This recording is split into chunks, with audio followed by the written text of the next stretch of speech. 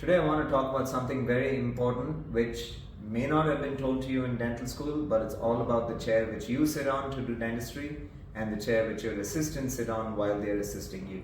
First things first, I've seen a lot of dentists sit on a chair which looks like this, which is curved over here. This is not the right chair for you to sit down and do dentistry. This is meant for your assistant.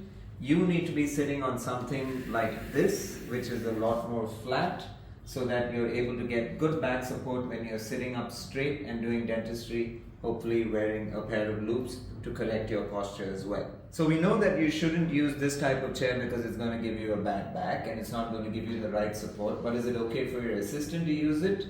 It's okay for your assistant to use it if they use it correctly. And remember, this part of the chair is not a backrest. I'm going to show you how to use it correctly now. So this is how your assistant is sitting on this chair. That's absolutely wrong. You need to fix this right away. Ask them to swivel the chair around and they're going to actually straddle the chair, and then this is very helpful because they get arm support over here while they are suctioning for long periods of time and assisting you.